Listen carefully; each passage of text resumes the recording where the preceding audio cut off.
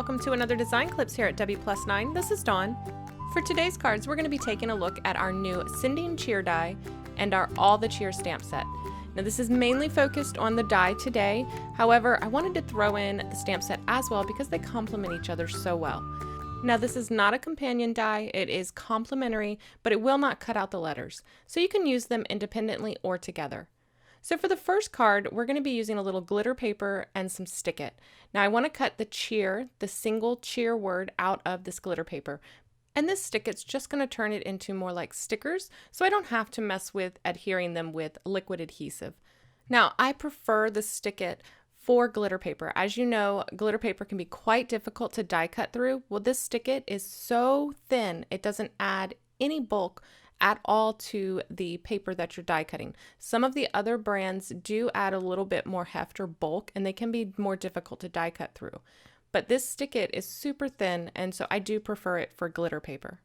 Now this card is mostly all die cutting with just a tiny bit of stamping. So I'm going to go ahead and do the majority of all of my die cutting right now. I'm using the Gemini Junior. I just recently purchased, that's a lie. I actually purchased it several months ago. I just recently started using it and I do really like it. I really like it for doing multiple die cuts at once. It's just much more reliable than even my Big Shot. Although in the Big Shot's defense, I've had my Big Shot for about 10 years. So it could very well be that I just need a new Big Shot. But when I'm doing several die cuts at one time, I do really, really love this Gemini Junior. It cuts through everything with no problem whatsoever. So you can see that I'm laying out a couple of dies on here. The other die set that I'm using is our Holly Jolly die, and I do have a video for that, and I'll put a link up here in the cards in the upper right if you want to check out more about this die. But I'm using the large label and then the floral elements that are included in that die as well. So I've laid everything out on my Gemini platform and I just sent that right through, and as you can see, everything cut beautifully like butter. In fact, some of them cut a little too well and they're stuck to the plate. But no worries, just grab the edge and wiggle it a little bit and they'll pop right off. Now the Sending Cheer, the words are connected and some of the areas are pretty delicate, so I just take my time releasing it from the paper and everything comes out nice and easy. Then there are some little areas that you want to poke through. If you prefer, you can leave them in. Sometimes I do. Just depends on the look that you are going for. So the negative spaces in the letters. Now I'm just going to adhere the glittered cheer over top of the existing cheer. And this is just going to give me a two-tone look. Now because we used that Stick It, all of these are like stickers. So I can just pop the letters out, peel off the release paper, and then just adhere them in place right over the other cheer. Having that second standalone cheer included in this die really adds a lot of versatility. You can do the two-toned like I'm doing here quickly and easily without having to die cut, say, two of the Sending Cheer and then cutting them apart and adhering them back together. I can also use just the word cheer, or I can pair that word cheer with some of the sentiments from the All the Cheer stamp set. So it just really adds a lot to this die. So now this is more of a rustic look for this card, more homespun. I'm really into that this year. So I wanted to distress that sending. It was a little too crisp, a little too clean for me. So I'm using our warm wool ink and I'm just gliding that over the top of that sending.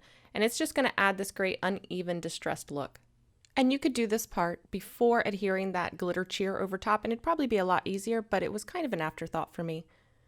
I'm going to do the same thing to the little flowers that I die cut, just so that they'll match.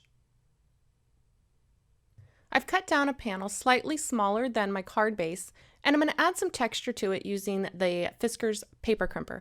I mentioned in my last video that I recently rediscovered this thing, and I've used it on several cards this release. You know how sometimes just old things become new again and you kind of forget why you stopped using it? That's the case with this one. I used it on several cards this release. To keep with the distressed theme, I'm going to run some of our white pigment ink over that, and it's just going to add a little white distressing over those high points on that corrugated cardstock. Now I could leave it with just the sending cheer, but I wanted to add a little bit more to my sentiment, and this is from the All the Cheer stamp set, and it says, "For a Merry Christmas and a Happy New Year." And I included it in the set to be the interior greeting or message inside your card, but you could use it on the front as well if you prefer. Here I'm masking off the "and a Happy New Year," and I'm just going to use the "For a Merry Christmas." I used a little painter's tape to mask that off, inked it up with Versamark ink, and I've already treated my cardstock with some anti-static powder. I'm going to stamp that down, and then I'm going to cover it with a little bit of Wow Bright White embossing powder.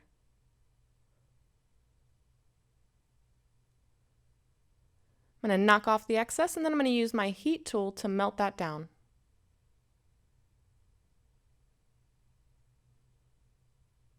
I'm just going to trim that out using what is this? Is this Fiskars or Tonic? It's a little mini paper trimmer. I believe it is Tonic. I'm just going to trim that down, and now I'm ready to adhere everything to my label. And here's a quick little tip. If you look over on the left, that top panel looks slightly too short for that card base. Now I did cut it exactly 1/2 inch smaller in length and width. However, when you run that paper through your paper crimper, it's going to shorten the length just a bit. So you'll want to cut that just slightly taller so that when you crimp it, it is the correct dimensions, if that's something that bothers you. I adhered the sending cheer directly to my label using a little multi-medium mat. And eventually I will learn how to correctly use these tweezers. They're the locking tweezers. You have to squeeze them to unlock them, and I every time forget to unlock them.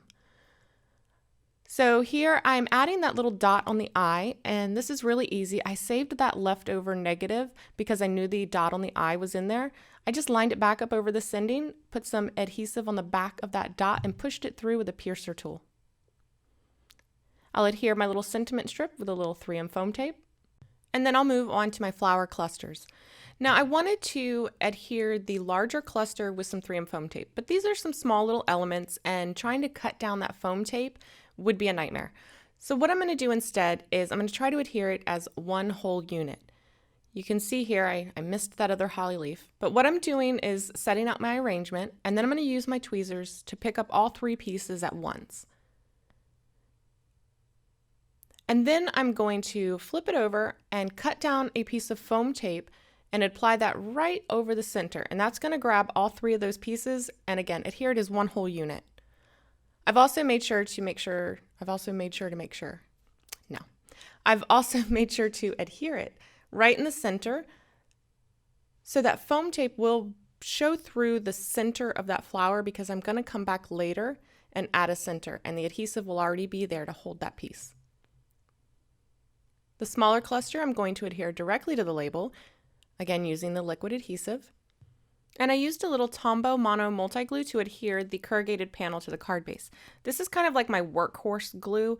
It's got the double end for finer or thicker application, so when it doesn't really matter about precision, this is when I use this glue. If I'm being honest, it is not my favorite glue. I swear if I get that stuff on my fingers, it never goes away. My fingers are sticky forever, even after washing. I don't know what it is about that glue. It's like the demon glue.